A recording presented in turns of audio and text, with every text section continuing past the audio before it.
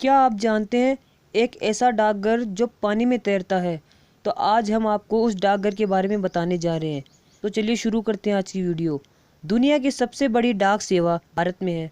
लगभग 500 साल पुरानी भारतीय डाक प्रणाली आज दुनिया की सबसे विश्वसनीय और बेहतर डाक प्रणाली में अव्वल स्थान पर है। जम्मू कश्मीर में जहां शाम होते ही सड़क पर सन्नाटा सा छा जाता है, वहीं श्रीनगर में डल झील के किनारे बना डाकघर रात को भी खुला रहता है। करीब 6 साल पहले यह डाकघर बुरी हालत में था। इमारत पुरानी थी, रंग रोगन फीका पड़ चुका था, जाले लगे थे। श्रीनगर के इस 24 घंटे खुले रहने वाले डाकघर की काया पलटने वाली यहाँ के post master general John Samuel थे। सैमुअल ने आते ही इसकी सफाई की जिम्मेदारी ली।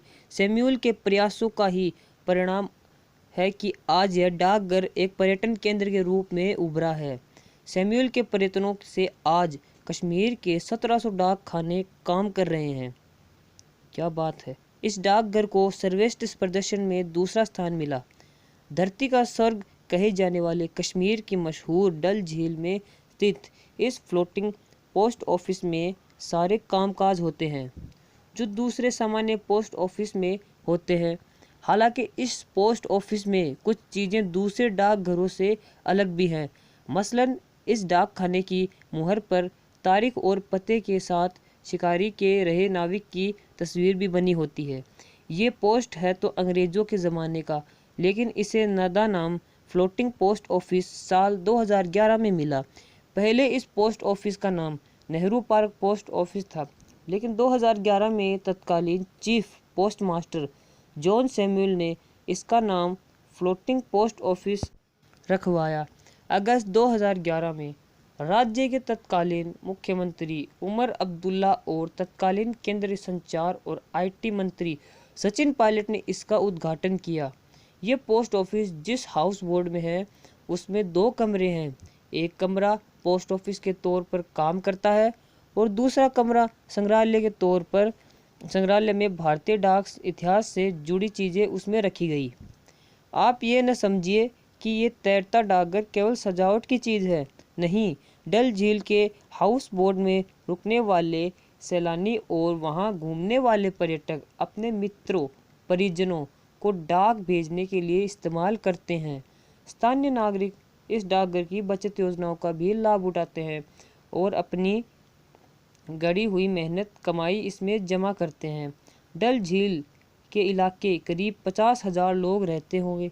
आमतौर पर इस पोस्ट ऑफिस को कामकाज में ही कोई दिक्कत नहीं आती, लेकिन साल 2014 में आई बाढ़ में ये पोस्ट ऑफिस भारी संकट में घिर गया। राहत एवं बचाव के दल के जवानों को इस पोस्ट ऑफिस को बाढ़ के दौरान एक जगह अंकुर लगाकर बांधना पड़ा था। जब बाढ़ थम गई तो इसे दोबारा कुल डल झील में वापस लाया गया। अंग्रेज़ों ने सैन्य और खुफिया सेवाओं की मदद की मकसद के लिए भारत में पहली बार 1678 में मुंबई में पहला डाकघर खोला। फिर इन्होंने अपनी सुविधा के लिए देश के अन्य इलाकों में डाकघरों की स्थापना करवाई। 1766 में लाई वालकईन द्वारा डाक व्यवस्था के विकास के लिए कई कदम उठाए हुए भारत में एक आधुनिक डाकघर व्यवस्था की नींव रखी गई। इस संबंध में आगे का काम बोरेन हेस्टिंग्स द्वारा किया गया। उन्होंने 1764 में कलकत्ता में पहला जनरल पोस्ट ऑफिस की स्थापना की। यह जीपीओ जनरल ऑफिस एक मास्टर जनरल के अधीन कार्य करता था। फिर आगे 1786 में मद्रास और 1793 में मुंबई में प्रेसिडेंसी में जनरल पोस्ट ऑफिस की स्थापना की गई थी। आज़ादी के वक्त देश भर में 23,444 डाकघर थे। इनमें 19,184 डाकघर ग्रामीण क्षेत्रों और 4,116 शहरी क्षेत्रों। आज़ादी के बाद डाक नेटवर्क का 7 गुना से ज़्यादा विस्तार हुआ। भारतीय डाक प्रणाली विश्व में पहले स्थान पर है।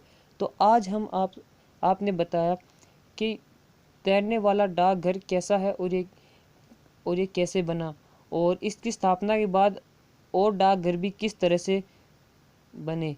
तो मिलते हैं अगली वीडियो में, तब तक के लिए फन फैक्ट को सब्सक्राइब कर दीजिए।